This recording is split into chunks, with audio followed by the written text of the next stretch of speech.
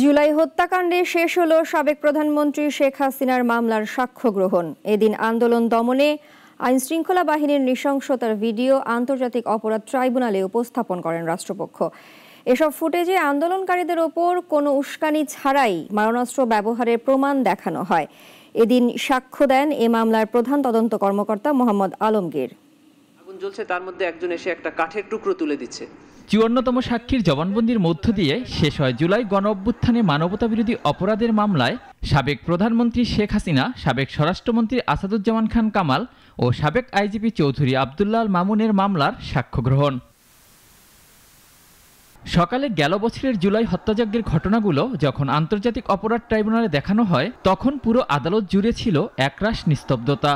এদিন শেখ হাসিনা সহ ৩ জনের বিরুদ্ধে সাক্ষ্য দেন এ মামলার সর্বশেষ সাক্ষী তদন্ত কর্মকর্তা মোহাম্মদ আলমগীর। জবানবন্দিতে তুলে ধরেন গণহত্যা, গ্যাং অফ ফোর ও মরণাস্ত্র ব্যবহার সহ বিভিন্ন ঘটনা। যে সকল মানবতা বিরোধী অপরাধ তারা সংগঠন ইচ্ছা করলে বন্ধ করতে পারতেন, তা বন্ধ না করে অব্যাহত থাকতে দিয়েছেন, তারই বিচারের সর্বশেষ সাক্ষী ৫৪তম সাক্ষী এই মামলার তদন্তকারী কর্মকর্তা, তদন্ত সংস্থার উপপরিচালক জনাব মোহাম্মদ আলমগীর জবানবন্দি দেওয়া শুরু করেছেন। এসব তথ্য প্রমাণাদি আদালতে উপস্থাপনকালে রাষ্ট্রনিযুক্ত শেখ হাসিনার আইনজীবী বলেন, হেলিকপ্টার থেকে গুলির কোনো দৃশ্য তার চোখে পড়েনি। ওই ঘটনাটা এই জায়গা সেটা ছিল যাত্রাবাড়ি। তবে প্রসিকিউশন বলছে পরিকল্পিতভাবে হত্যাযজ্ঞ চালানো হয়েছিল, যার প্রমাণ এই তথ্যচিত্র।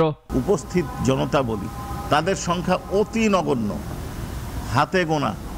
তাদের দ্বারা ওই সশস্ত্র ব্যক্তিদের জীবনহানি, জীবন নাশ বা জীবনহানি, জীবনের ঝুঁকি বা আহত হওয়ার কোনো ন্যূনতম সম্ভাবনা আপনারা দেখতে পাননি, আমরাও দেখতে পাইনি। এ মামলায় ৮১ সাক্ষীর তালিকা ট্রাইব্যুনালে দেয়া হলেও ৫৪ জনের সাক্ষী গ্রহণ করেন আদালত। সাক্ষ্য গ্রহণ শেষে পরবর্তী ধাপ যুক্তিতর্ক উপস্থাপন। এরপরে রায়ের দিন ধার্য করবেন বিচারক। শনাক্ত করেছে পরিবার। ওলিউল রনি, নাগরিক, ঢাকা। পিলারের পাশে